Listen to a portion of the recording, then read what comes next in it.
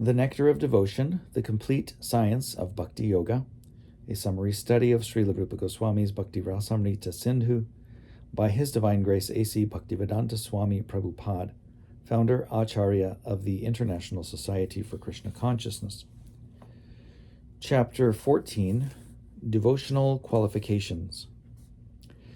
Some scholars recommend that knowledge and renunciation are important factors for elevating oneself to devotional service.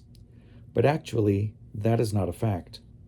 Actually, the cultivation of knowledge or renunciation, which are favorable for achieving a footing in Krishna consciousness, may be accepted in the beginning, but ultimately they may also come to be rejected, for devotional service is dependent on nothing other than the sentiment or desire for such service. It requires nothing more than sincerity. It is the opinion of expert devotees that mental speculation and the artificial austerities of yoga practice may be favorable for becoming liberated from material contamination, but they will also make one's heart harder and harder. They will not help at all in the progress of devotional service. These processes are therefore not favorable for entering into the transcendental loving service of the Lord. Actually, Krishna consciousness, devotional service itself, is the only way of advancing in devotional life. Devotional service is absolute. It is both the cause and the effect.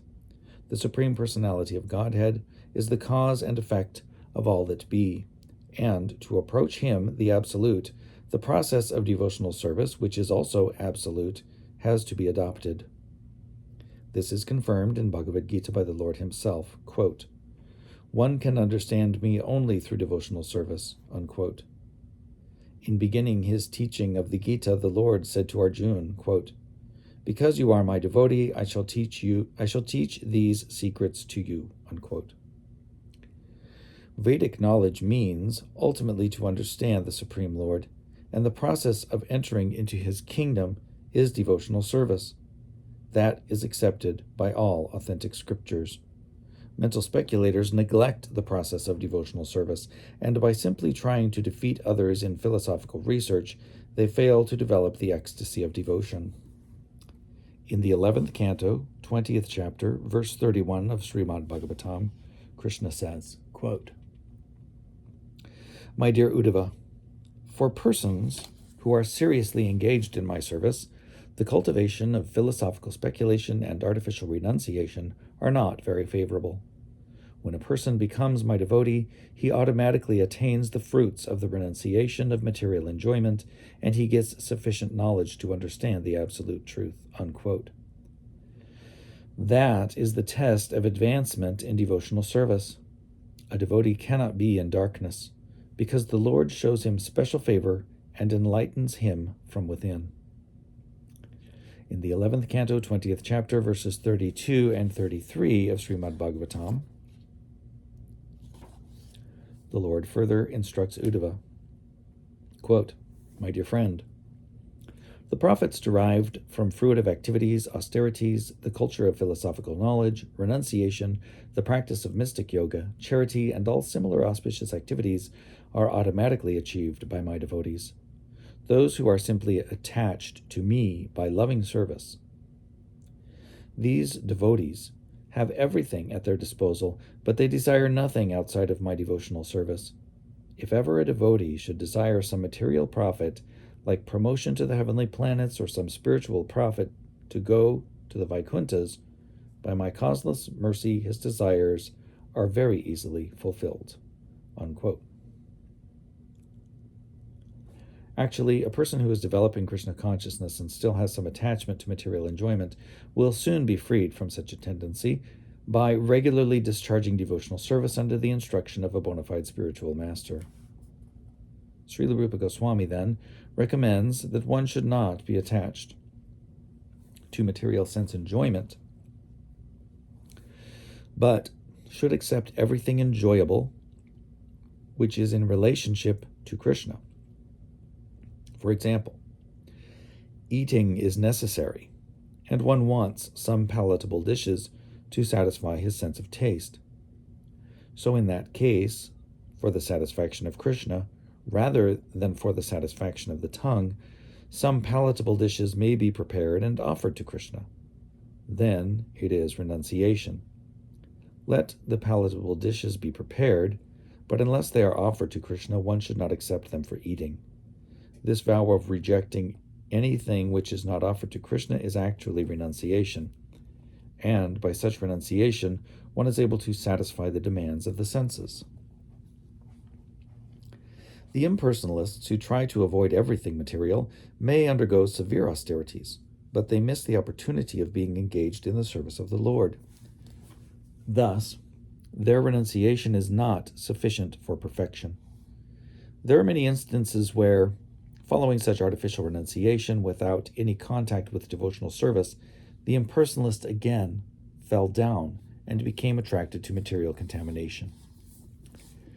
There are many supposed renouncers, even at the present moment, who officially become sannyasis or renouncers and outwardly claim that spiritual existence is truth and material existence untruth. In this way, artificially, they make a show of renunciation of the material world. However, because they cannot reach the point of devotional service, they fail to achieve the goal, and they again come back to material activities, such as philanthropic work and political agitation. There are many examples of so-called sannyasis who gave up the world as untruth, but again came to the material world because they were not seeking their real repose at the lotus feet of the Lord. One should not give up anything which can be utilized in the service of the Lord.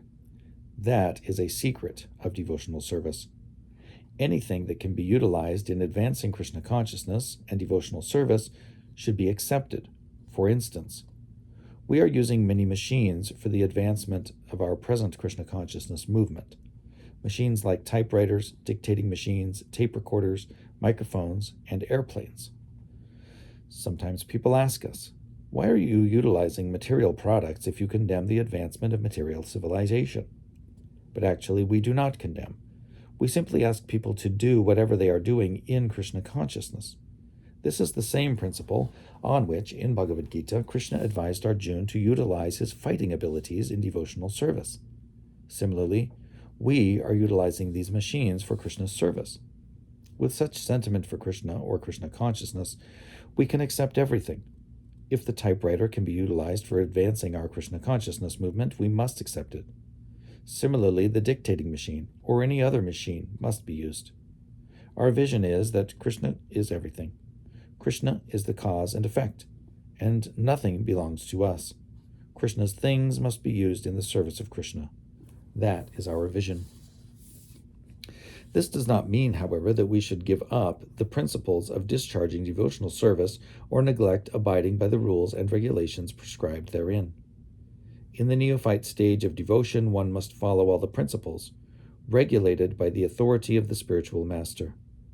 The acceptance and rejection of things should always be in pursuance of the devotional principles. Not that one can independently manufacture some idea of what should be accepted or rejected. The spiritual master, as the visible manifestation of Krishna, is necessary, therefore, to direct the devotee on behalf of the Supreme Personality of Godhead. The spiritual master must never be carried away by an accumulation of wealth or a large number of followers. A bona fide spiritual master will never become like that. But sometimes, if a spiritual master is not properly authorized and only on his own initiative becomes a spiritual master, he may be carried away by an accumulation of wealth and large numbers of disciples. His is not a very high grade of devotional service. If a person is carried away by such achievements, then his devotional service becomes slackened. One should therefore strictly adhere to the principles of disciplic succession. A Krishna-conscious person, being naturally purified, has no need of developing any other purificatory process of thought or action. On account of his being highly elevated in Krishna consciousness, he has already acquired all the good qualities and is following the rules and regulations prescribed for the mystic yogic process. Such rules are automatically practiced by the devotees, A concrete example is the quality of nonviolence, which is considered a good qualification.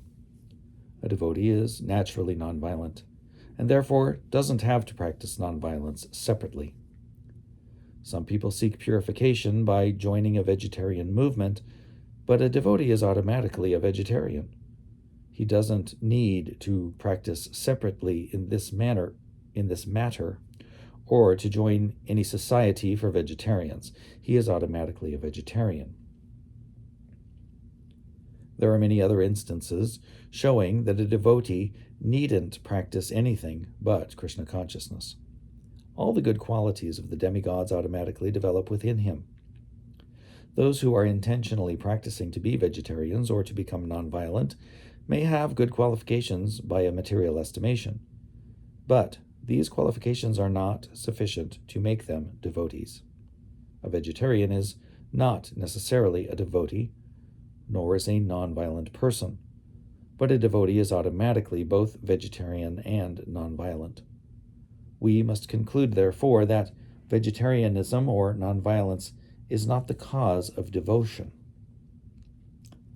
In this connection, there is a story in the Skanda Purana about a hunter who was converted into a great devotee under the instruction of Narada Muni.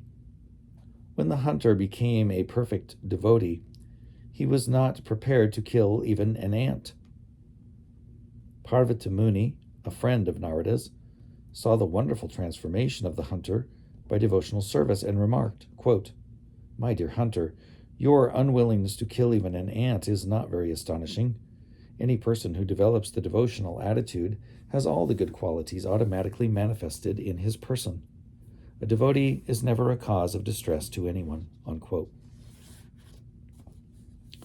Sri Rupa Goswami affirms herein that purification of consciousness, purification of bodily activities, austerities, peace of mind, etc., all become automatically manifest in the person who is engaged in devotional service. Sri Rupa Goswami affirms herein that there are 9 different kinds of devotional service which are listed as hearing, chanting, remembering, serving, worshipping the deity in the temple, praying, carrying out orders, serving Krishna as a friend, and sacrificing everything for him. Each and every one of these processes is so powerful that if anyone follows even one single one of them, he can achieve the desired perfection without fail. For example, if one is attached simply to hearing about the Lord, and another is attached to chanting the glories of the name, both will achieve their desired goal in devotional service. In the Chaitanya Charitamrita, this has been explained. One may execute 1, 2, 3, or all the different processes of devotional service, and at the ultimate end, he will achieve the desired goal of being established in devotional service. There are concrete examples of how a devotee discharged one of these services and achieved perfection. King Parikshit achieved the desired goal of life simply by hearing Srimad Bhagavatam. Shukadeva Goswami achieved the desired goal of life simply by reciting Srimad Bhagavatam. Prahlad Maharaj became successful in his devotional service by always remembering the Lord. Lakshmi, the goddess of fortune, was successful by engaging herself in massaging the lotus feet of the Lord. King Prithu became successful by worshipping in the temple. Akrura became successful by offering prayers. Hanuman became successful by rendering personal service to Lord Ramchandra. Arjun became successful by being a friend of Krishna, and Bali Maharaj became successful simply by offering all his possessions to Krishna. There are also examples of devotees who discharged all the different items together. In the 9th canto, 4th chapter, verse 18, 19, and 20 of Srimad Bhagavatam, there is a statement about Maharaj Ambarish, who followed every one of the devotional processes. In these verses, Shukadeva Goswami says, quote, King Ambarish first of all concentrated his mind on the lotus feet of Lord Krishna, and then engaged his speech in describing the pastimes and activities of the Lord. He engaged his hands in washing the temple of the Lord. He engaged his ears in hearing of the transcendental glories of the Lord. He engaged his eyes in seeing the beautiful deity in the temple. He engaged his body in associating with the pure devotees of the Lord.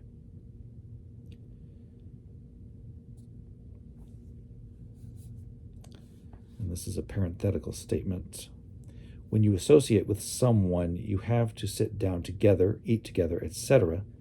And in this way, the touch of your body with his body is inevitable. Ambarish Maharaj made his association only with pure devotees and did not allow his body to be touched by anyone else. Resuming the quote. He engaged his nostrils in smelling the flowers and tulsi offered to Krishna, and he engaged his tongue in tasting Krishna prasad. Another parenthetical.